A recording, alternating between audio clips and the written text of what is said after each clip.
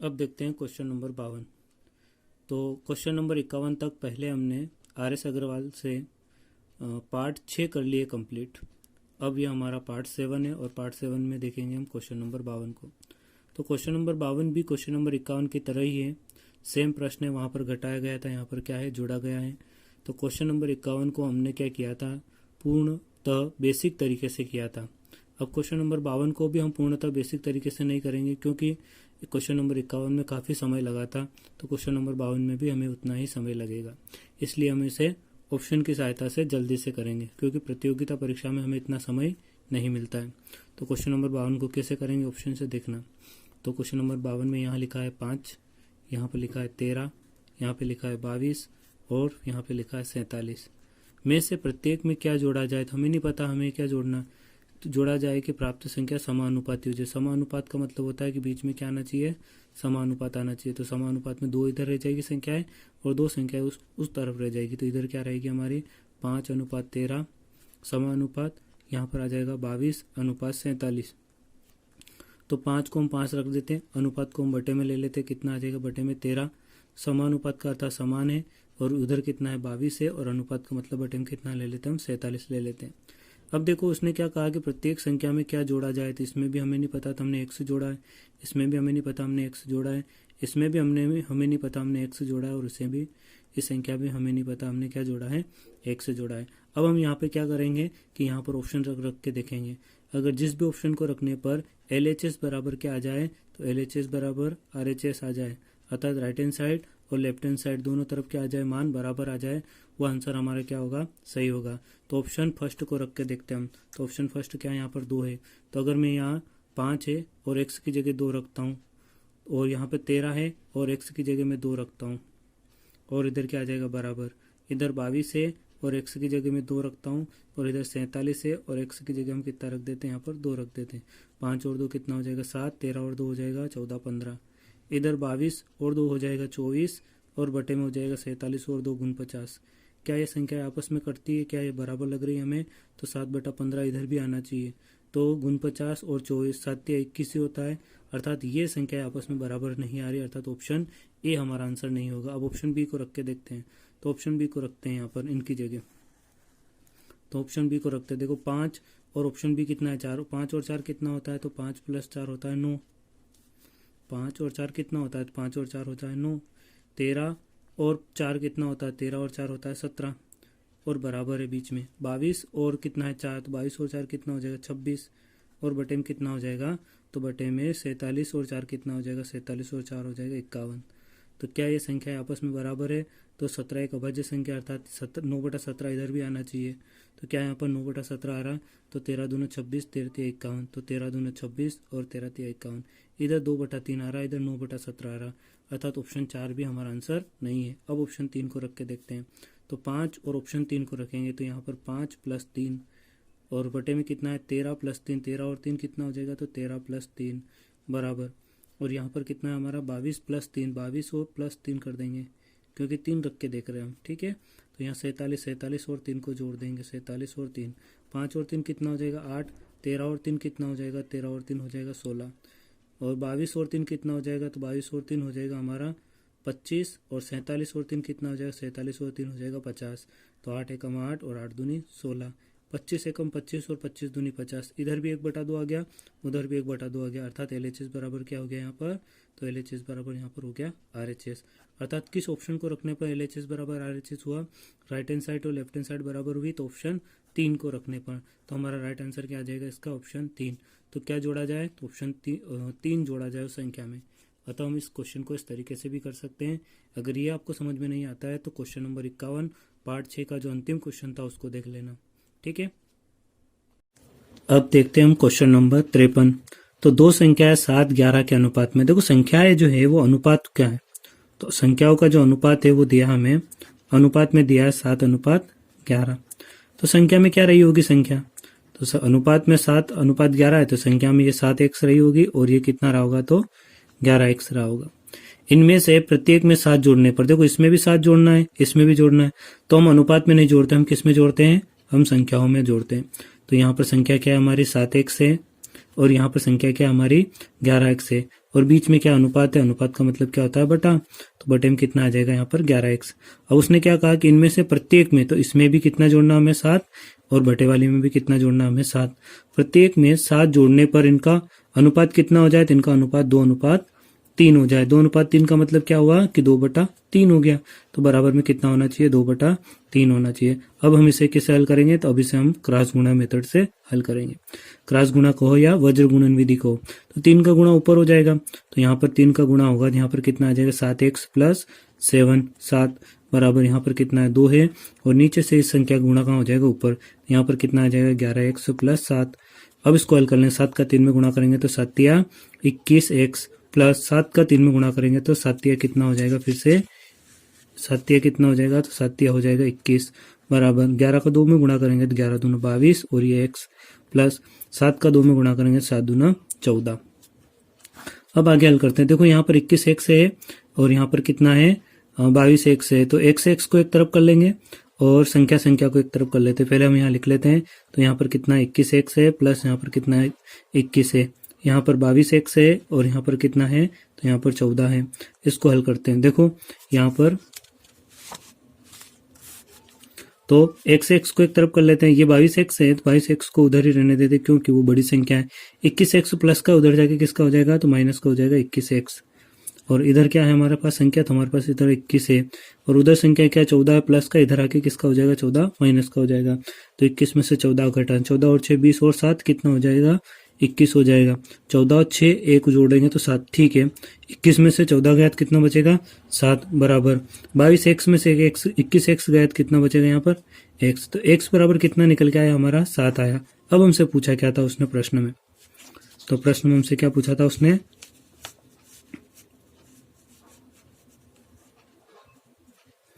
तो प्रश्न में हमसे पूछा था कि इनमें से छोटी संख्या कौन सी है। देखो ये छोटी संख्या है कि ये छोटी संख्या है, संख्या पूछी है ना, अनुपात नहीं। छोटी संख्या कौन सी है, तो छोटी संख्या कौन सी 7x लग रही है हमें, 11x से तो क्या रही होगी बड़ी संख्या रही हुई, तो छोटी संख्या क्या है यहाँ पर 7x, तो 7 और x का मान कितना आया हमारा 7 ही आया है, तो x की जगह कितना रख देंगे हम 7, तो 7 × 7 करेंगे तो कितना आ जाएगा 49 आ जाएगा। तो राइट आंसर क्या आ जाएगा हमारा 49, अर्थात 49 सही होगा। तो आंसर कौन सा सही हो जाएगा, तो क्वेश्चन नंबर 53 का आंसर हो जाएगा बी वाला सही हो जाएगा।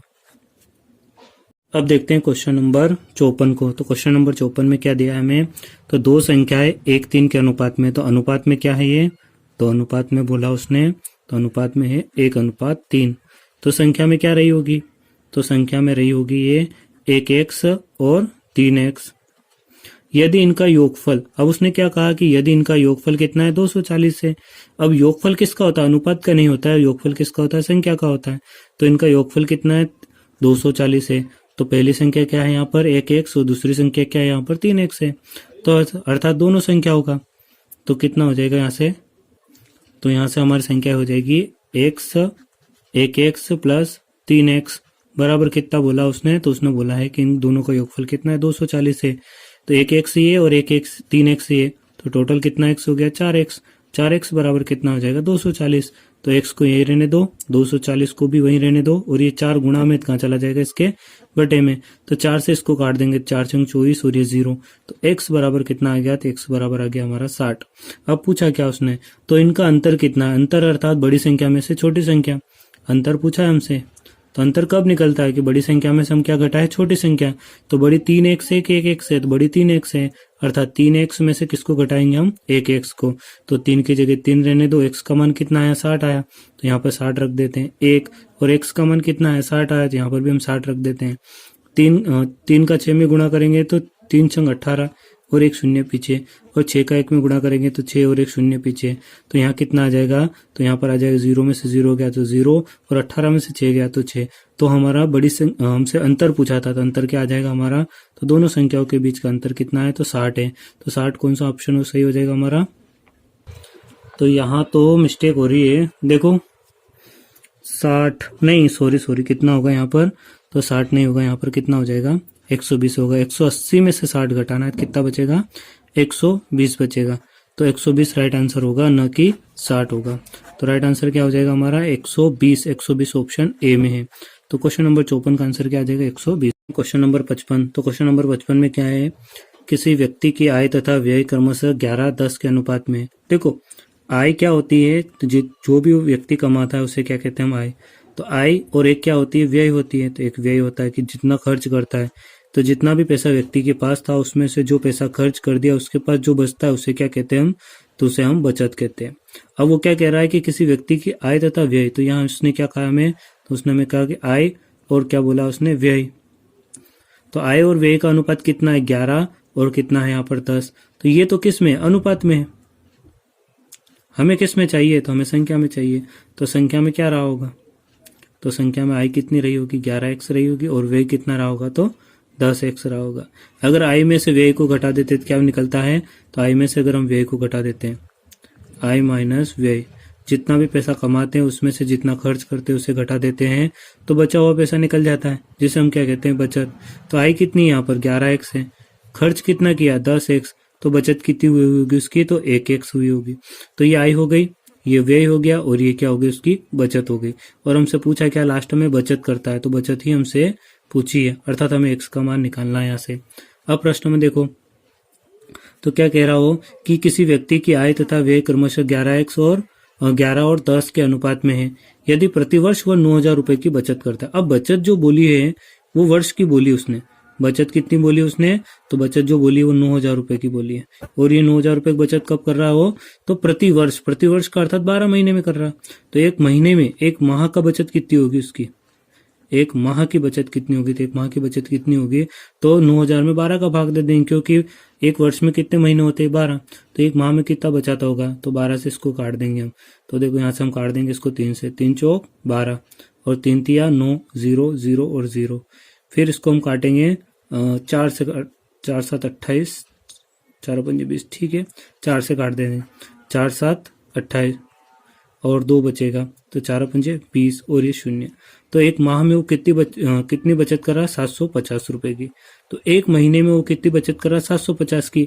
और यहाँ बचत कितना निकाला हमने, x से निकाला, तो हमारा x किसके बराबर है, देखो उसका x, हमारा जो हमने निकाला x वो किसके बराबर है, तो ये बचत का है, तो हमारा x बचत का है। और वास्तविक बचत कितनी है, तो वास्तविक बचत एक माह की कितनी है, तो 750 रुपए। अब हमसे पूछा क्या था उसने, तो x बचत बराबर कितना दिया है, तो x बचत बराबर 750 रुपए हमें दिया है।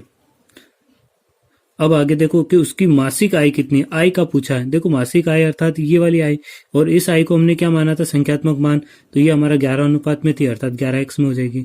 ये व्यय कितना था हमारा, 10x में था। और यहाँ से बचत कितनी निकाली थी हमने, x निकाली थी, अर्थात ये दी है। और हमसे क्या पूछी उसने, मासिक आय पूछी है, तो अर्थात ये वाला पूछा है। तो x बराबर 750 है, तो 11x बराबर कितना होगा, चूंकि x बराबर कितना है, 750 है, इसलिए 11x बराबर, अर्थात 11x का मतलब क्या निकलेगी, वो आय निकलेगी। तो कितना हो जाएगा, 750 की जगह 750 को रहने दो। नीचे से 11 को कहाँ पहुंचा देंगे हम, तो नीचे से 11x को ऊपर पहुंचा देंगे, और ऊपर से x को कहाँ लेके आ जाएंगे, नीचे से x से x को काट देंगे, और 750 में इसका गुणा कर देंगे। तो देखो 750 इंटू कितना आया हमारा, 11। तो 11 का 0 में गुणा करेंगे तो कितना आ जाएगा, 11 का 0 में गुणा करेंगे तो 0। 11 को 5 में करेंगे तो 11 5 55, 5 बचेगा, 11 7 77 और 5 77 और 5 कितना हो जाएगा, तो ये हो जाएगा 82, अर्थात 8,250 रुपये हमारा क्या आ रहा है, यहाँ से आंसर आ रहा। तो 8,250 रुपये कहाँ पर ऑप्शन में, तो ऑप्शन में ये डी में, तो ऑप्शन डी करेक्ट हो जाएगा। तो क्वेश्चन नंबर 55 का आंसर क्या आ जाएगा, डी।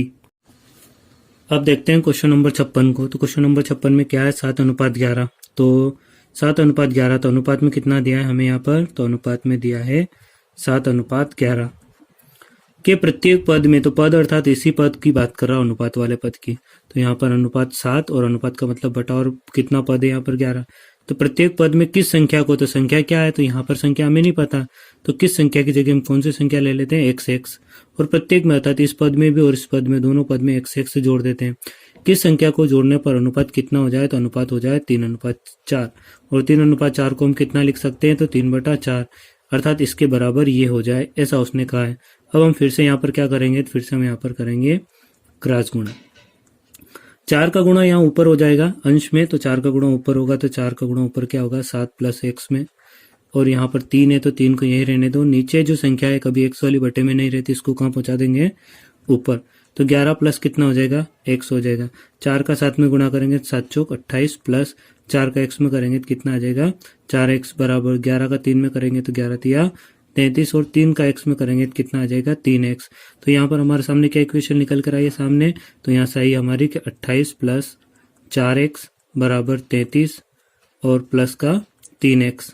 अब देखो अंक को एक तरफ कर देंगे और संख्या को एक तरफ कर देंगे, तो यहाँ 4x बड़ा है, उधर 3x छोटा है, तो बड़ा वाला x इधर ही रहने दो और छोटी वाली संख्या को इधर लेके आ जाओ। उधर वो प्लस की है तो इधर आके किसकी हो जाएगी, माइनस की हो जाएगी। और यहाँ पर संख्या क्या 33 है और ये प्लस का है 28, तो उधर जाके किसका हो जाएगा, माइनस का हो जाएगा। तो 4x में से 3x गया तो कितना x बचेगा, 1x बचेगा। 33 में से 28 गया तो कितना बचेगा, 5 बचेगा। और तो x बराबर कितना आ गया हमारा यहाँ से, तो x बराबर आ गया हमारा 5। अब पूछा क्या था उसने हमसे, तो हमसे क्या पूछा था हमसे कि 7:11 के प्रत्येक पद में किस संख्या को जोड़ने पर, तो x को जोड़ा हमने और x का मान हमने कितना निकाला 5, तो प्रत्येक पद में कितना जोड़ना पड़ेगा, तो प्रत्येक पद में 5 जोड़ना पड़ेगा। और 5 कहाँ है, ऑप्शन डी में है। तो क्वेश्चन नंबर 56 का आंसर क्या आ जाएगा, डी। अब देखते हैं क्वेश्चन नंबर 57। तो क्वेश्चन नंबर 57 में क्या कहा हमसे कि दो संख्याएं 3 और 4 के अनुपात में, देखो अनुपात में कितना बोला है उसने, तो अनुपात में हमसे बोला है कि 3:4। तो संख्या में क्या रही होगी, तो संख्या में रही होगी 3 क्या रहा होगा 3x और 4 क्या रहा होगा 4x रहा होगा। इनका लघुत्तम समापवर्तक 84। अब देखो ये जो 84 है ये वास्तविक क्या बोला है उसने, तो ये वास्तविक लघुत्तम समापवर्तक बोला है। ये किसका बोला है हमसे, वास्तविक लघुत्तम समापवर्तक कितना बोला उसने, 84 है। तो किसका, 3x और 4x का। तो 3 और 4x का लघुत्तम समापवर्तक कितना होता है, तो इसको हम यहाँ निकाल लेते हैं। देखो यहाँ संख्या क्या है, एक तो 3 है, एक संख्या क्या है यहाँ पर 4 है, और एक और संख्या कॉमन है इसमें, यहाँ पर भी x है और यहाँ पर भी क्या है x है। तो यहाँ पर क्या रहा, x है। तो लघुत्तम समापवर्तक कैसे निकालते हैं, सबसे छोटी संख्या यहाँ पर कौन सी है, 3 है, तो पहले 3 का निकाल लेते हैं, या फिर हम जिसको 2 से निकाल सकते हैं। तो पहले ये हो जाएगा 3, फिर ये हो जाएगा 2 दूनी 4 और यहाँ पर क्या आ जाएगा x, फिर 2 से डिवाइड करेंगे तो 2 एकम 2 और यहाँ पर x और यहाँ पर कितना आ जाएगा 3, फिर 3 से डिवाइड करेंगे तो 3 एकम 3 और 1 एकम 1 यही रहेगा और x, और फिर x से करेंगे तो 1 1 और ये कितना आ जाएगा x। तो कितना आएगा लघुत्तम समापवर्तक हमारा, तो लघुत्तम समापवर्तक कितना आएगा हमारा, तो लघुत्तम समापवर्तक आएगा 2 दूनी 4 और 4 तिया 12 और 12 का x में गुणा करेंगे, अर्थात 2 गुणित 2 और गुणित 3 गुणित x। तो कितना आ जाएगा लघुत्तम, 2 दूनी 4, 4 तिया 12 और 12 का x में करेंगे तो 12x। तो लघुत्तम कितना आ गया हमारा, तो यहाँ से लघुत्तम समापवर्तक आ जाएगा हमारा 12x। या फिर हम सीधा गुणा भी कर सकते थे, लेकिन गुणा में गड़बड़ी होगी, 4 तिया 12 और x कितना हो जाएगा, x स्क्वायर हो जाएगा। लेकिन हमें लघुत्तम पूछा था, लघुत्तम कितना आएगा, यहाँ से 12x आएगा। तो 12x किसके बराबर लघुत्तम समापवर्तक है, तो वहां पर लघुत्तम समापवर्तक कितना बोला है, 84। तो x बराबर कितना आ जाएगा, तो x बराबर आ जाएगा हमारा 84, 84 की जगह रह जाएगा और 12 कहाँ आ जाएगा, इसके बटे में आ जाएगा। तो 12 7 कितना होता है 84। तो x बराबर कितना आ गया हमारे यहाँ से 7 आ गया था। तो x बराबर 7 आ गया। अब हमसे पूछा क्या, इनमें से छोटी संख्या कौन सी होगी, तो अब छोटी संख्या निकालनी है। तो संख्या कौन कौन सी थी हमारे, तो संख्या थी, एक तो संख्या थी 3x और एक संख्या थी 4x है। और हमसे क्या पूछा है, तो हमसे छोटी संख्या पूछी, क्या पूछी हमसे, छोटी संख्या। और छोटी संख्या कौन सी यहाँ पर, तो छोटी संख्या यहाँ पर 3x है, 3x। तो 3 और x का मान हमने अभी निकाला, कितना आया 7 आया। तो 3x में 3 में 7 का गुणा कर देंगे, 7 या कितना आ जाएगा 21। तो छोटी संख्या कौन सी आ जाएगी हमारी, 21 आ जाएगी। तो क्वेश्चन नंबर 57 का जो राइट आंसर होगा वो क्या हो जाएगा, 21 हो जाएगा। तो 21 कौन सा है, तो ऑप्शन ए करेक्ट हो जाए। तो क्वेश्चन नंबर 57 का आंसर क्या हो जाएगा, ए। Question number 58। तो क्वेश्चन नंबर 58 में क्या है कि दो प्राकृत संख्या है, क्या है 3 और 5 के अनुपात में। तो अनुपात में कितनी है ये, तो अनुपात में ये संख्या है, अनुपात में है ये 3:5। तो संख्या में क्या रही होगी, तो संख्या में रही होगी ये 3, तो 3x रहा होगा, और 5 कितना रहा होगा, तो 5 रहा होगा 5x। तथा इनका गुणनफल, इस बार जरूर उसने क्या बोला है, गुणनफल बोला है। क्या बोला है उसने, गुणनफल। और गुणनफल का मतलब होता है a इंटू बी, ठीक है। तो गुणनफल कितना है, तो गुणनफल उसने दिया है 2160।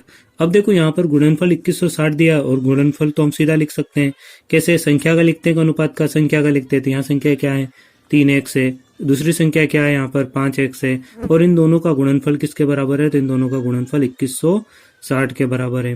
3 का 5 में गुणा करेंगे तो कितना आएगा, तो 3 का 5 में गुणा करेंगे तो 15 आएगा। x का x में गुणा करेंगे तो कितना आएगा, तो x स्क्वायर आएगा, और बराबर में कितना है यहाँ पर, तो बराबर में यहाँ पर 2160 है। अब आगे हल करते हैं इसको। देखो यहाँ पर x स्क्वायर को यहीं रहने देते हैं, और 2160 संख्या है, और ये गुणा में एक संख्या है, तो ये कहाँ चली जाएगी, इसके बटे में चली जाएगी। अब इसको हम काट लेते हैं, तो इसको हम 5 से काट लेते हैं, 5 तिया 15, 5 चौक 20, कितना बचेगा 1, 5 दिया 15, 1 बचेगा 5 दूनी 10, तो कितना आएगा यहाँ से कटने के बाद 432। तो यहाँ पर आया हमारा 432 और बटे में कितना है 3 है। फिर 3 से इसको काट के देखते हैं क्या कट पा रही कि नहीं कट पा रही। तो 3 एकम 3, 3 चौक 12 कट रही है। तो 3 एकम 3, 3 चौक 12, 1 बचेगा 3 चौक 12, तो कितना आ गया यहाँ से। तो यहाँ से हमारी संख्या निकल के आई हमारी 144। और इधर क्या है हमारा, तो इधर हमें जो प्राप्त हुई संख्या वो है एक्स स्क्वायर। तो एक्स स्क्वायर बराबर कितना है 144 आया। तो एक्स को ये रहने देते हैं और ये वाला वर्ग संख्या के ऊपर लगा देते हैं इधर लाकर। तो ये वर्ग इसके ऊपर लग गया। तो x बराबर कितना आ जाएगा। तो x बराबर 144 किसका वर्ग होता है। तो 144 12 का वर्ग होता है। तो x बराबर कितना आ गया यहाँ से। तो x बराबर आ गया हमारा 12। अब हमसे पूछा क्या था प्रश्न में। तो सर प्रश्न में पूछा था इनमें से छोटी संख्या क्या होगी। और छोटी संख्या हम जानते हैं क्या है यहाँ पर 3x है। और बड़ी संख्या क्या रहेगी यहाँ पर 5x रहेगी। क्योंकि 3x क्या होता है छोटा होता है और 5x क्या होता है बड़ा होता है। तो छोटी संख्या कौन सी यहाँ पर है। तो छोटी संख्या हमारी यहाँ पर 3x है। तो 3 और छोटी संख्या x की जगह क्या रख देंगे हम। तो x का मान रख देंगे। तो x का मान कितना है यहाँ पर 12 है। तो 3 का 12 में गुणा कर देंगे। तो 12 24 12 तिया 36। तो छोटी संख्या क्या आ जाएगी 36। अगर बड़ी संख्या पूछता तो यहाँ रखते हम, ठीक है यहाँ पर। और छोटी संख्या पूछिए तो हमने यहाँ पर रखा। तो हमारा राइट आंसर क्या आ जाएगा। तो राइट आंसर आ जाएगा इसका 36। तो क्वेश्चन नंबर 56 का आंसर क्या हो जाएगा ए हो जाएगा। अब देखते हैं क्वेश्चन नंबर 59। तो क्वेश्चन नंबर 59 में क्या कहा है कि यदि 1000 रुपये, तो रुपए कितने दिए हैं। तो रुपए दिए उसने 1000। यदि 1000 रुपये को ए तथा बी में किस में बांटना है। ए और बी में किस अनुपात में बांटना है। तो 3 और 2 के अनुपात में विभक्त करे तो ए को कितना प्राप्त होगा। अर्थात हम इससे किसका पूछा है ए का। और ये जो 1000 रुपये दिए ये किसके दिए हैं। तो ये दिए हमें ए प्लस बी दोनों के, ठीक है। तो ए प्लस बी यहाँ पर दोनों का टोटल कितना हो रहा है अनुपात में। तो अनुपात में टोटल हो जाएगा 3 और 2 कितना हो जाएगा 5। तो अनुपात का कुल योग कितना है 5 है। और वास्तविक रुपए का कुल योग कितना है 1000 है। तो अनुपात कितना है 5 के योग के बराबर है। और रुपए किस योग के बराबर है। तो रुपए है हमारा 1000 रुपए के बराबर। तो चूंकि 5 अनुपात में 1000 रुपए के बराबर है इसलिए हमसे पूछा क्या ए को कितना प्राप्त होगा। तो ए का अनुपात में कितना है। तो इसलिए 1 का कितना है। तो इसलिए 1 का कितना होगा। तो इसलिए यहाँ 1 का कितना है 3 है। तो 3 के बराबर कितना आ जाएगा। तो जो भी 3 के बराबर आएगा वो किसका आएगा ए का आएगा। तो 1000 की जगह कितना रख लेंगे हम 1000। और नीचे से 3 कहाँ चला जाएगा ऊपर। और ऊपर से 5 कहाँ जाएगा इसके बटे में। 5 से इसको डिवाइड कर देंगे तो 5 दूनी 10 और 2 शून्य पीछे लग जाएगी। तो कितना आ जाएगा यहाँ पर 200। और 200 में किसका गुणा होगा 3 का। तो 200 में 3 का गुणा होगा तो कितना आ जाएगा 3 दूना 6 और ये 2 शून्य। तो राइट आंसर कितना आ जाएगा हमारा 600 रुपये। चूंकि हमेशा याद रखना कि अगर यहाँ पर रुपए दिए हैं तो यहाँ पर रुपए ही आएंगे। और अगर यहाँ पर हमने अनुपातिक मान रखा है तो नीचे अनुपात वाला मान ही आएगा, ठीक है। बस इतना ध्यान रखना है। और जो यहाँ की राशि वो यहीं आती है, नीचे वाली राशि ऊपर चली जाती है और ऊपर वाली राशि बटे में आ जाती है। और इसको हम सॉल्यूशन करके आंसर बता देते थे। यहाँ से हमारा राइट आंसर कितना आएगा 600 रुपये। तो 600 रुपये किस ऑप्शन में है। तो ऑप्शन सी में है। तो क्वेश्चन नंबर 59 का आंसर क्या हो जाएगा सी। अब देखते हैं क्वेश्चन नंबर 60 को। तो क्वेश्चन नंबर 60 में क्या है ए बी तथा सी। तो कितने व्यक्ति यहाँ पर ए प्लस बी प्लस सी 3 व्यक्ति है। और ए बी सी में 1050 रुपये को इस प्रकार विभक्त किया गया। अर्थात ए प्लस बी प्लस सी का टोटल कितना अमाउंट दिया है उसने 1050 रुपये। इस प्रकार विभक्त किया गया है कि ए का भाग, अर्थात किसकी बात कर रहा हो ए का। तो ए का भाग बी तथा सी के संयुक्त भाग के। तो किसके बराबर एक बराबर है किसके बी तथा सी के। तो बी और सी संयुक्त तो बोला अर्थात दोनों को जोड़ना है। बी तथा सी के संयुक्त भाग का और इन दोनों के भाग का भी क्या बोला उसने भाग का 2/5 है। अर्थात इन दोनों के भाग का कितना है तो 2/5 है। तो एक की जगह एक को रहने देंगे। तो बी प्लस सी और ये ब्रैकेट बंद। और का मतलब क्या होता है गुणा। तो 2 का अंदर गुणा हो जाए कितना आ जाएगा 2 और बटे में कितना है 5 है। तो ये 5 इस 5 का बटे से कहाँ गुणा कर देंगे इधर कर देंगे। तो 5 का गुणा इधर हो जाएगा। तो नीचे से कहाँ हो जाएगा ऊपर। तो 2a बराबर कितना आ जाएगा। यहाँ पर कितना है b प्लस सी और कितना है यहाँ पर 2। अंग्रेजी अल्फाबेट को एक तरफ कर देंगे और अंकों को एक तरफ कर देंगे। यहाँ पर अंग्रेजी अल्फाबेट कौन सा a है और यहाँ पर अंग्रेजी अल्फाबेट कौन सा है b प्लस सी। तो गुणा में कहाँ आ जाएगा ये बटे में आ जाएगा। तो बटे में इधर आ जाएगा b प्लस सी। तो वहां पर क्या बच जाएगा 2 और इधर गुणा में कितना है 2 है। तो 2 कहाँ आ जाएगा इसके बटे में सॉरी 5 है यहाँ पर है ना। ये 5 का गुणा हुआ था इधर। तो ये 5 गुणा में कहाँ आ जाएगा 5 इसके बटे में आ जाएगा। तो यहाँ से हमें क्या मिला है, तो यहाँ से हमें क्या मिल गया है, तो हमें यहाँ से मिला है कि ए अनुपात, बटे का मतलब क्या होता है, अनुपात, बटे का मतलब क्या होता है, तो अनुपात होता है, ए अनुपात बी प्लस सी, तो ए अनुपात बी प्लस सी। और ए का कितना है, यहाँ से 2 आया, और बी और सी का टोटल कितना योग है, 5 है।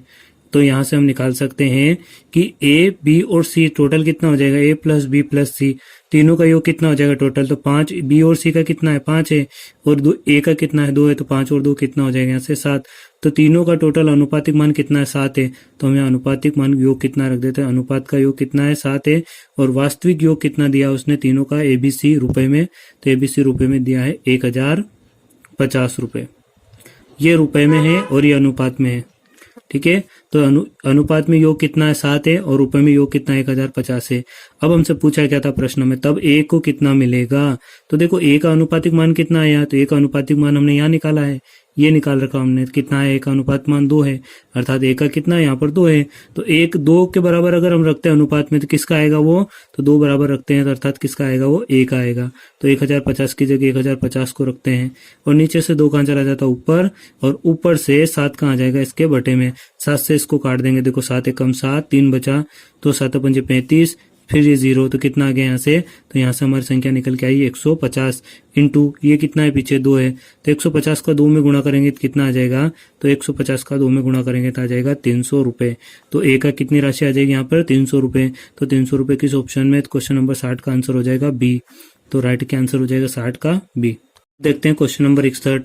तो क्वेश्चन नंबर 61 में क्या दिया है कि एक धनराशि को ए बी सी तथा डी में, तो क्या कौन कौन है यहाँ पर, ए है, एक बी है, एक सी है, और एक कौन है, डी है।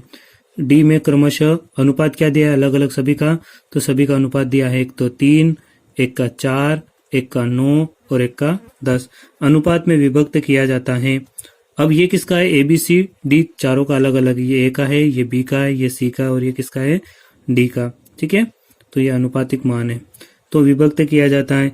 यदि सी का, किसका, यदि सी का भाग बी के भाग से 2580 रुपए अधिक हो, देखो बी और सी का अंतर बोला, एक तो बी का भाग जो है वो सी का भाग बी के भाग से, तो सी का जो भी भाग है वो इस बी का जो भी भाग है इससे कितना है, 2580 रुपए ज्यादा है, अर्थात सी बड़ा है। कौन है, सी बड़ा है, और बी क्या है यहाँ पर, छोटा है। और इस सी और बी का जो अंतर है वो कितना दिया उसने, बी और सी का जो अंतर है वो हमें दिया है 2580, 2580। अब देखो यहाँ पर बी का, यहाँ पर सी का बड़ा है, तो सी का मान कितना, अनुपातिक मान कितना है यहाँ पर सी का, तो सी का अनुपातिक मान कितना है यहाँ पर 9 है, तो बड़ा सी का कितना आ जाएगा 9। और यहाँ बी है, तो बी का मान यहाँ कितना दिया है, तो बी का मान यहाँ कितना दिया है 4 है। तो अनुपात का अंतर कितना आ गया टोटल, तो अनुपात का अंतर कितना आ जाएगा, 9 में से 4 जाएगा तो कितना बचेगा 5। तो अनुपात का अंतर कितना आ रहा है 5। और रुपयों का अंतर कितना दिया है प्रश्न में, तो रुपयों का अंतर कितना दिया है, तो रुपये का अंतर दिया 2580।